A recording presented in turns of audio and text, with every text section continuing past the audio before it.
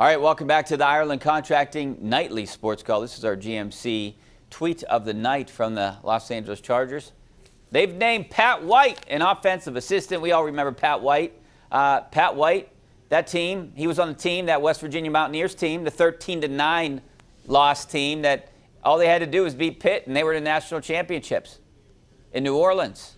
Maybe could have won that year. They could have been national champions. Pitt, somehow, a Pitt team, by the way, that wasn't even 500, upset the number 2 team in the country.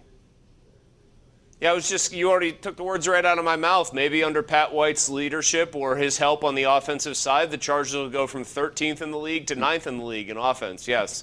I can't think of any other jokes right there. Maybe if, I don't know, maybe if just Dave Wanstead get named to a position with the Chiefs now, just to screw with them a little bit. They got to do something. There has to be more 13-9 jokes. There can never be enough 13-9 jokes for my liking. You know what, Chris? I'll let you in on a little secret. It was the first time that I rooted against Pitt because I had a credential to go to the national championship game to cover West Virginia in New Orleans. It was the Sugar Bowl. I was headed there. All West Virginia had to do was beat Pitt, and they were there. Your own selfish interests you were putting ahead of alma mater, Richie. I hope you learned a valuable lesson that day. I never rooted against Pitt after that. All right, let's go out to Fred in North Huntington for our number 1 Cochran call of the night. What's up, Fred? How you guys doing? Good, thanks for the call. Hey, I had a couple questions about the Steeler offense. I know we could sit here and talk for days about the offensive line, but if Najee Harris gets hurt, I really think the Steelers are in trouble. I don't think they have a really legit backup running back.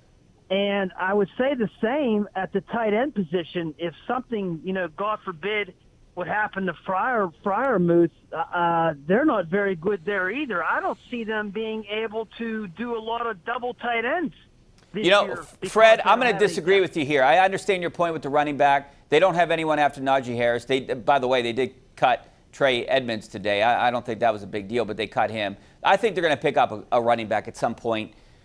I don't know, not maybe sooner rather than later. I think it's going to be towards the end of camp when other teams are cutting running backs. But I think tight end, Chris, is one of the strengths. I think Zach Gentry is going to impress some people this year.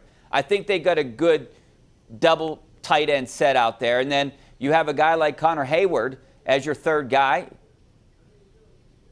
I mean, show me a team that has a tight end depth chart that goes 3 deep and every single guy is George Kittle, right, or Travis Kelce. That doesn't exist. No. As far as Harris, I think it's a viable complaint that it's not so much to me that they don't have like a talented player or two behind them. I'm probably one of the few and the proud on the Benny Snell bandwagon for this reason. When Benny Snell has started football games, I think he has 5 games where he's credited as the starter at running back. There's one where he only has 8 yards on 5 carries. It's a total dog. Throw that game out. The other 4 of those 5 starts for Benny Snell, though, he looks like a pretty competent back, better than competent. He's averaging over 4 yards a carry in those other starts. He's putting up legitimate amounts of yardage. The problem is that's good if, God forbid, like the caller said, Najee Harris gets hurt and he's done for the year, done for a long stretch where you need somebody else to be the feature back. What they really need, based on the way that they're going to use Harris, and because we can never just assume injury, they need to change the pace kind of guy, And Benny Snell is not that. So they have to find somebody who might only get 6-8 touches a game, absolute max, and can make the most out of them. Is Anthony McFarland that guy? I know they used him not the way they should, but could he be that guy if they start maybe using him the right way? Calvin Austin, third. What's the right way? Get him in space? Yeah, what's the right way? Get him in space and Matt Canada's system? I fall into that trap all the time, Richie, because we all want to, in our heads, imagine that every player the Steelers draft is perfectly suited for something. They just have to figure out what. And, if you get Anthony McFarland in space, he's going to make people miss. The few times he's actually had a chance to do that, he usually hasn't.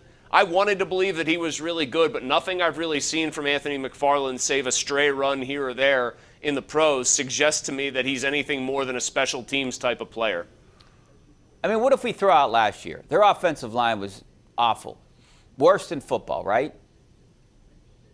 Yeah, I think so. Okay. I mean, that obviously hurts Benny Snell in the way we all think of him.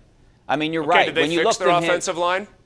they fixed a little bit. I mean, they tried to. Did they these fix it guys, at center for sure? I mean, the only thing you could say about Mason Cole definitively is that he's better than Kendrick Green, who was probably the worst center in football last year. Daniels might be an upgrade. He's definitely an upgrade. He is. Okay. Who am I forgetting? Chooks good? Chooks, Do you like core Chooks? four. I don't like Chooks.